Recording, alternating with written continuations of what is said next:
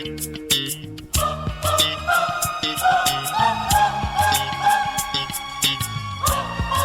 शेतकरी बांधवांनो, आज आपण घोणसर शिवारात आलेलो आहे. आमचे नेहमीचे कास्तकार घनश्याम पाटील जाधव यांच्या शेतात. दरवर्षी ते आमच्याकडनं पूर्ण शेड्यूल फॉलो करत असतात, परंतु यावर्षी त्यांनी दरवर्षी काही धरसोड करायचे, कुठली गोष्ट घ्यायची, कुठली गोष्ट वेगळी घ्यायची रेटच्या हिशोबानं. तर परंतु यावर्षी त्यांनी पूर्ण ए टू झेड डोज आमच्या पद्धतीनं घेतले आणि त्यांचा खर्चसुद्धा कमी झाला. तर त्यांच्या शेतातली आपण हे हळद बघू शकता. हळद कशा पद्धतीची आहे. यांची जवळपास 4 एकर हळद यांनी यावर्षी लागवड केली होती आणि 4 एकराला पूर्ण डोजेससुद्धा यांनी दिलेले आहेत. आता हे हळदीचं जर पाहिलं आपण या शेतात, तर तुम्हाला हळद भरपूर असं, आता हे एका बेडची जर हळद पाहिली आपण, तर हे लक्षात येईल तुम्हाला हळद कशी निघलेली आहे. आणि हळदीची कांडी जर पाहिली, तर हळदीची कांडीसुद्धा स्ट्रॉंग आणि व्यवस्थित राहिली. याचं सर्वात महत्त्वाचं कारण काय आहे, तर डोजेस व्यवस्थित.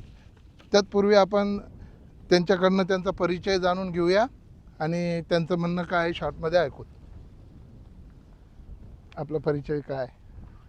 माझं नाव घनश्याम पांडुरंग जाधव, राहणार निजामपूर, घोणसर. माझी 4 एकर हळद आहे आणि मी पूर्ण वेल ॲग्रोचे सोल्युशन मनोज फर्टिलायझर व बादलसाहेब यांच्या मार्गदर्शनाखाली हे पूर्ण वापरलेले आहेत. आपला नंबर सुद्धा? माझा नंबर 87 88 85 28 55. तर हे यांचं जे आहे, या शेताला आमचे टीम मेंबर कैलास बादर जे वेल ॲग्रोचे प्रतिनिधी आहेत, त्यांनी वेळोवेळी यांना गाईडलाईन दिल्या आणि त्या पद्धतीनं यांनी हळदीला पूर्ण डोजेस दिलेले आहेत. तर आपल्याला काय वाटतं की बाबा आपण जो खर्च करतो, आता जनरली आपण आपल्या एका एकराचं जे काय आपण खर्च लिहिलेला आहे, हा खर्च आहे 20,450 रुपये तुम्हाला फर्टिलायझर्स आणि कीटकनाशक यांचा खर्च लागलेला आहे. तुमचं काय मत आहे, हा खर्च की याच्यापेक्षा जास्त काही लोकांना लागत असते खर्च? नाही, हा खर्च मी पूर्ण तुमच्या शेड्यूलच्या हिशोबानेच घेतलेला आहे आणि याच्यापेक्षा दुसरा काही खर्च केलेला नाही. या शेड्यूलमध्ये जे लिहिलेलं आहे आपण हाच खर्च केलेला आहे. तर मित्रांनो बघा, आता यांनी बेसल डोस जो दिला, जसं आम्ही सांगत असतो, उगवणीपूर्वी नायट्रोजनची तेवढी काही रिक्वायरमेंट नसते, मुळं सुटण्याकरता स्फुरदाची गरज राहते, म्हणून यांनी सुपर फॉस्फेट 3 बॅग, जे काय आपण सांगतो शेणखत घरचं होतं. शेणखत किती राहिलं? शेणखत नव्हतं घेतलं, यावर्षी मागच्या वर्षी ते आपलं हे घेतलं होतं आपण, जिओ ग्रीन. तर यांनी सेंद्रिय खत या शेतामध्ये टाकलेलं आहे. सेंद्रिय खत तरी एकरी किती बॅग टाकले होते आपण? त्या 10 बॅग टाकल्या. एकरी 10 बॅग पर्यंत यांनी सेंद्रिय खत वापरलेलं आहे. त्यानंतर सिंगल सुपर फॉस्फेट, तर त्या 10 बॅगचा खर्च ॲडिशनल आपण शेणखताला पर्याय म्हणून ते वापरलं, तर तो एक 10 बॅगचा खर्च म्हणजे साधारणतः 6,000 पर्यंत आपण पकडू. म्हणजे आता त्यांचा 26,450 हा एकरी खर्च झालेला आहे. या खर्चामध्ये त्यांनी जिओ ग्रीन जे सेंद्रिय खत आहे ते वापरलेलं आहे 10 बॅग. त्यानंतर सिंगल सुपर फॉस्फेट 3 बॅग, हायरोमाय 4 किलो आणि हायरोजी 4 किलो.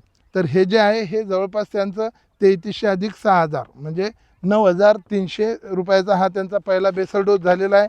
त्यानंतर भरणी देता वेळेस त्यांनी NPK वापरलेलं 1 बॅग, मायक्रोन्यूट्रंटची जे काही काला किट आहे ती वापरली 1, आणि कीटकनाशक म्हणून हुमणीसाठी त्यांनी व्हर्टॅगो हे वापरलेलं आहे. तर याचा त्यांचा जो खर्च आहे हा 4,250 झालेला आहे.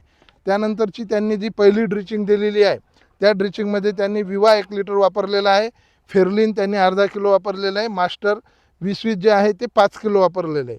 या तिघांचा खर्च जो आहे तो त्यांचा 3,450 झालेला आहे.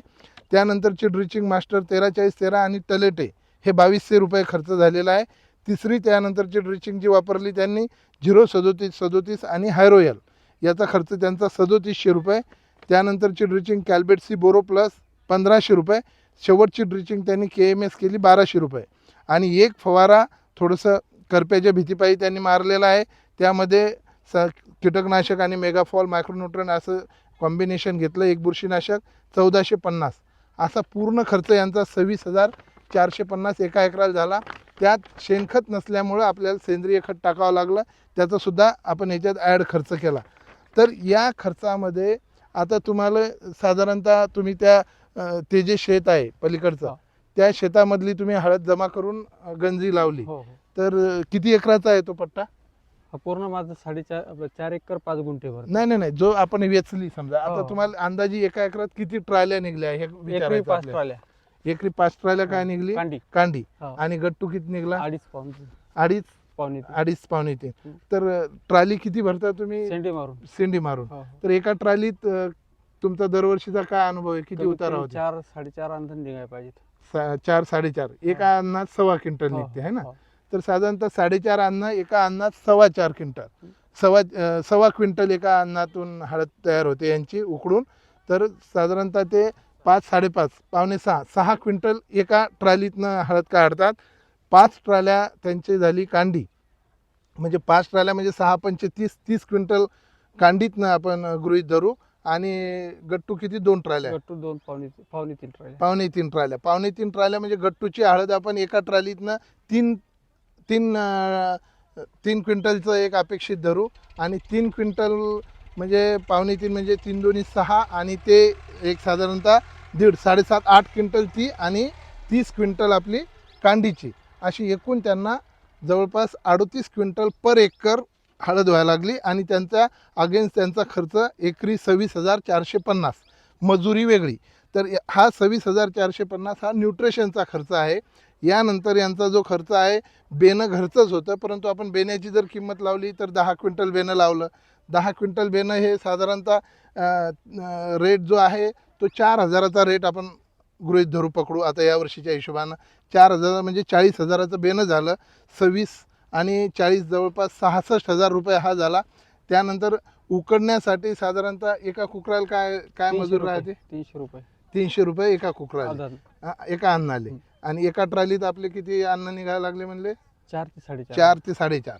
म्हणजे एका एकरात आपल्याला 5 आणि हे 2 6-7 ट्रॉल्या निघायला लागली. हो. मग एका अन्नाले आपल्याला 4 किती रुपये खर्च येते?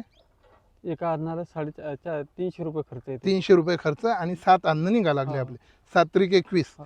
2100 रुपये एका एकराचा उकडण्याचा खर्च आहे ना. हो. 2100 रुपये उकडण्याचा खर्च, तो त्याच्यात जर ॲड केला तर साधारणतः 40 आपण 66,000 आणि हे साधारणतः 2100. तर आपण मोठी 70,000 रुपये हा खर्च पकडू. आणि बाकी पाणी मजुरी हा जो खर्च आहे, महिंद्राचा जो खर्च आहे, हा असा सर्व सरासर जर खर्च पकडला तर हळदीला 1 लाखापर्यंत आपण सर्व खर्च त्यांच्या स्वतःच्या मजुरीसहित जर खर्च पकडला तर 1 लाखाचा खर्च येतो. 1 लाखाच्या अगेन्स्ट आजच्या दरांनी त्यांची जी हळद आहे 38 क्विंटल त्यांच्या म्हणण्यानुसार शेतातनं निघणार आहे. 38 क्विंटल साधारणतः आपण या वर्षीचा भाव एक 15,000 रुपये गृहीत धरला. ॲव्हरेज रेट आपण 12,000 जरी पकडला तरी 12,000 म्हणजे 12 36 आणि 12 96. 36 म्हणजे जवळपास 4,60,000, 4.5 लाखाची त्यांची एका एकरात हळद होते. आणि खर्च आपण म्हटलं तर 1 लाखापर्यंत. म्हणजे आपण हळदीत जर व्यवस्थित नियोजन केलं, वेचण्याचा खर्च आणि हा सर्व जर पकडला तर हळदीत जर व्यवस्थित नियोजन केलं तर हळदीमध्ये खर्च 1 लाखामधून आपल्याला उत्पन्न 4.5 म्हणजे 3.5 लाखापर्यंत आपण हळद पिकातनं उत्पन्न घेऊ शकतो. परंतु काय होते शेतकरी मित्रांनो, आपण धरसोड करतो शेड्यूलला. मग हा आता बघा, आपण यांना फक्त किती वेळा ड्रिचिंग दिल्या? 5 ड्रिचिंग दिलेल्या आहेत. 5 ड्रिचिंगमध्ये यांना एक साधारणतः खतामध्ये सुद्धा हुमणीचं त्यांनी कीटकनाशक टाकलं. पहिल्या ड्रिचिंगमध्ये हुमणीचं कीटकनाशक दिलं आपण, नंतर सारे न्यूट्रिशन दिले डोजेस. आता याच्यात पहिली जी ड्रिचिंग दिली ही वाढीसाठी ड्रिचिंग दिली यांना. दुसरी जी ड्रिचिंग दिली आपण ही फुटव्याकरता दिलेली होती. त्यामध्ये बरेच लोक 1261 वगैरे वापरत असतात, परंतु आपण यांना मास्टर 13-40-13 आणि टलेटेमुळं काय होतं, पाण्याचं बॅलन्स त्या झाडात राहते आणि ताकद राहते झाडामध्ये. त्यानंतर आपण कांडी फुगवण्यासाठी ड्रिचिंग दिलेली आहे. त्यात 37-37 आणि हायरोयल दिलेलं आहे, फॉस्फेट उपलब्ध करणारे बॅक्टेरिया. त्यानंतरची जी हे कांडी लांबण्यासाठी दिलेली आहे त्याच्यात कॅल्बेटसी बोरोप्लस. आणि 5वी आणि शेवटची वजनासाठी दिलेली आहे. म्हणजे याच्यामधल्या ज्या आहेत ह्या ज्या दिलेल्या होत्या ड्रिचिंग, ह्या त्या टप्प्यानुसार त्या गोष्टीकरता आपण दिलेल्या आहेत. त्यानुसार यांचा खर्चसुद्धा कमी. याच्यात यांनी जर कॅल्बेटसी बोरोप्लस अजून एक वेळा ज्यावेळेस कांडी लागत असते त्यावेळेस जर दिल्या गेला असतं तर अजून त्यांना 1-2 क्विंटलचा बेनिफिट मिळाला असता. परंतु दोन्ही गोष्टी आर्थिक नियोजन पण महत्त्वाचं आहे, आपलं बजेट पण महत्त्वाचं आहे. त्यामुळे आम्ही नेहमी म्हणत असतो, तुमच्या खिशाचं बजेट तुम्ही ठरवायचं की आपलं बजेट काय आहे, आणि नंतर आपण त्या हिशोबानं आपलं नियोजन करायचं. याच्यामध्ये जर आपल्याला आपलं बजेट अजून 26,000 एकरी खर्च करायचं नसेल, 13,000 असेल, तर सर्व डोस जो आहे हा अर्धा अर्धा द्या, जेणेकरून तुमचं उत्पन्न जे आहे खूप कमी नाही होणार. परंतु यांना जसं 38 झालं तर तुम्ही 20-25 वर जाणार, परंतु नियोजन हे महत्त्वाचं राहत असते. हे आता हे जे गंज तुम्ही मारलेला आहे, हा किती ट्रायलाचा गंज आहे? 16 ते 17 ट्रॉल्याचा गंज आहे. हा 16 ते 17 हा. आणि गट्टू वेगळा. गट्टू वेगळा. बरं, हा 16 ते 17. आणि आता आपली वेचायची किती, समजा वेचायची अर्धा पाऊण एकराची. अर्धा पाऊण एकर राहिलेली. हो. आता साधारणतः त्याच्यात समजा आपल्याला 3 ट्रायल्या हो. 3 ट्रायल्या निघणार. हो, हो. आणि ते तुम्ही जे शेत आहे कन्फर्म 4 एकर 5 गुंठे जे म्हणता, हो. तर हे काय मजूर मोजत असतात का मोजून- घेण्यापूर्वी? मोजून- मोजून. टेपनं मोजतात, हो. म्हणजे परफेक्ट आपलं 4 एकर 5 गुंठे म्हणजे 4 एकर आहे मोठा मोठी. हो.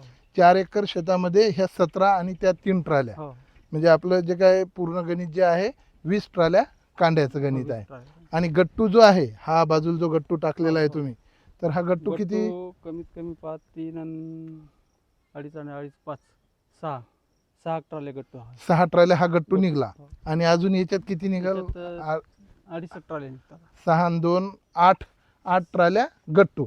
आता आपल्या एका ट्राली कांडीच्या याच्यातून तुम्ही मग सांगितलं की बाबा आपल्याला साधारणतः 4.5 क्विंटल 4-4.5 अंदाज.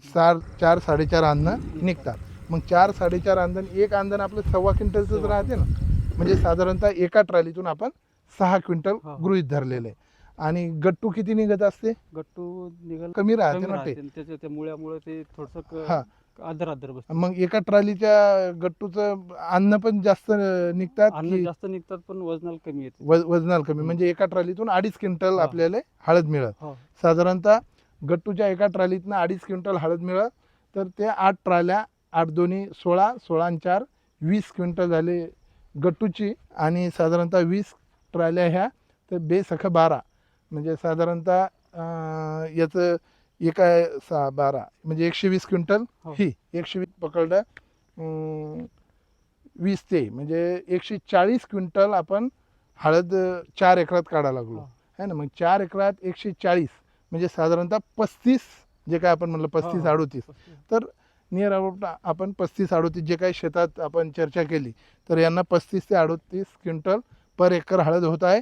आणि त्यांचा जो काही लेखाजोखा आहे हा पूर्ण कागदावर आहे, हिशोब आहे सारा शेतीचा, जो त्यांच्याकडनं आपण जो लिहून घेतलेला हिशोब आहे तो पण मी तुम्हाला एक्सेल फाईलमध्ये तो हिशोब पण टाकतो.